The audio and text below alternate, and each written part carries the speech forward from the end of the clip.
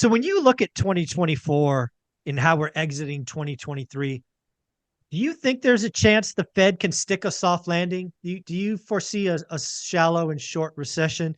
Do you see something deeper and darker out there? How do you think the economy is set up for 2024? Any thoughts? Yeah. And I've done videos on this too. And I just did one recently. It's called the recessionless recession, right? Mm, And how like most of the time as we understand a recession, there's two things that we hate the most about a recession, right? We lose our job and they bail out the corporations, yeah. right? And that's it. Like anything else after that, people really don't care. They don't want to lose their job and they don't want to see corporations get bailed out. Yep. So what if we go into a situation in which that the Federal Reserve isn't worried about people losing their job? Like we kind of talked about this already. Like they're Yep. they're not worried about, having a hot labor market. So they're cool with this, with this Hmm. hot labor market. So people may not lose their job. They may not have the job they want. Like this is another thing. Like, Right. they may not like they may not want to serve burgers, but there's a job there serving burgers. So it may not be the job you want, right? But there's a Hmm. job available. And that's the difference I think that a lot of people, kind of misunderstand about the jobs market out there. They're like, no, I want $100,000 job. Of course, everybody does, but that's not the job that's available, right? There are jobs available that is paid less. So the unemployment is not something that the Federal Reserve is concerned about. And we already kind of addressed the idea with the corporate debt lending facility on how they already bailed out the corporations during the pandemic.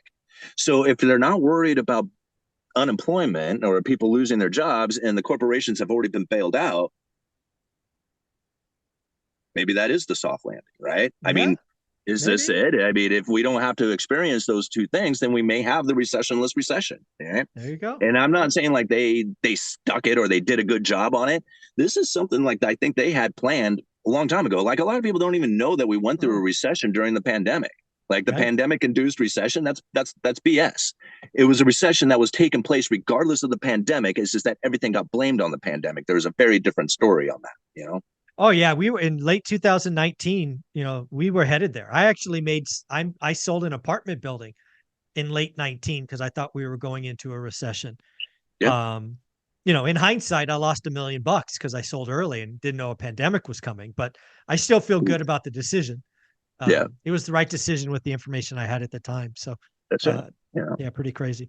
Um, Well, and that's and that's just the thing about like pretty much everything that we find from the Federal Reserve, right? Is that if you look back on a lot of their stuff, like even when it came to the liquidity crisis that was taking place in 2019, towards the end, the one that we are thinking that was going to be causing this recession, they had been putting out information for months and months and months and months ahead of time, right? Talking about having to have a facility dealing with the liquidity issues that were going to be coming to the banking system. It yep. wasn't a surprise. Like they knew they did. I mean, they may not have known exactly when and how and Hmm. the little details of what exactly was going to force it, but they knew the situation was coming because they talked about it. I did a Yeah. video called "Things Are Changing," talking about the repo facility months ahead of the 2019 September 2019 liquidity issue that hit. Right. Hmm. I mean, so although it was a big surprise for everybody, I don't think that was necessarily a big surprise for the Federal Reserve. Right. They popped open with that repo facility and immediately started non QE QE, right, where they were Yeah. swapping treasuries for cash. So it wasn't like, I don't know, like to me that although it was a surprise for the news, for the markets, for everything, I don't think that was a surprise for the Fed.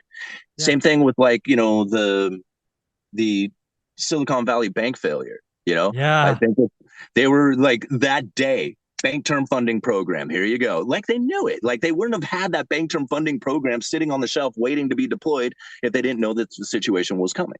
Right. I mean, so Yeah. Yeah. I They didn't mean, know which bank, but they certainly had a tool ready to deploy. yeah. Right. That And was pretty cool. Yeah.